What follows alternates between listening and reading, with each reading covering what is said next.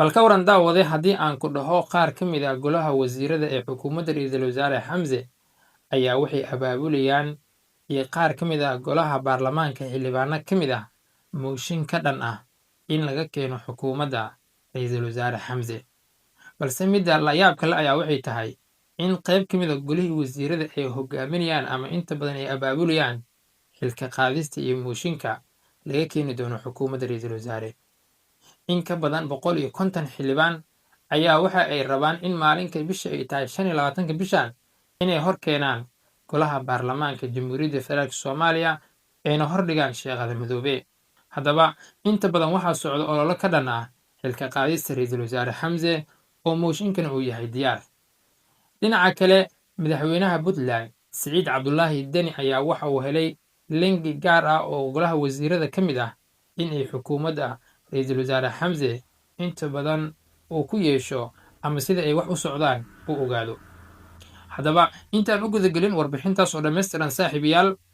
fadlan marka hore muuqaalka like noo saar. sidee u aragtaa in ra'iisul wasaare xamse cabdi barre oo 4 sano oo xiriir ah joogo xukuumadda oo weli ra'iisul wasaare aanan dhicin inta badan inuu 4 sano u dhammaysto, haddana ay tahay qaar ka mid a xildhibaanada iyo sidoo kale isla golihii wasiirada ee ololo ugu jiraan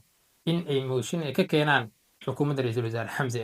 waa hagaag. haddaba sida xogaha qaar aan ku helina ayaa waxay sheegayaan daawadeen in wasiir ka mid ah xukuumadda ra'iisul wasaare xamse cabdi barre in uu ololo ka dhan ah ka dhex wado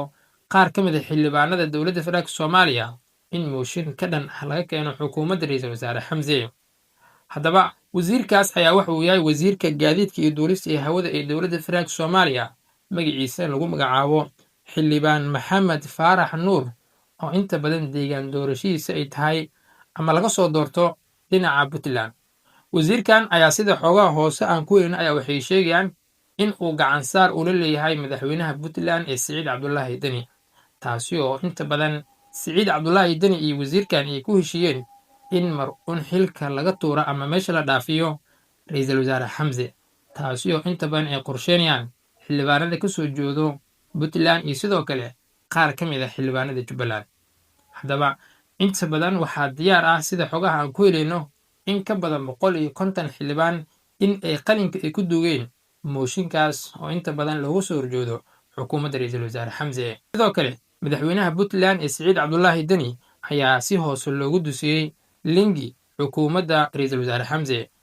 taasi oo inta badan siciid cabdulaahi deni uu isku dayay xildhibaanadii uu ka soo saaray puntland in ay ololo ka dhan ah ra'iisul wasaare xamse ay ka keenaan mooshin, taasi oo xilka loogu tuurayo ama loogu qaadayo ra'iisul wasaare xamse.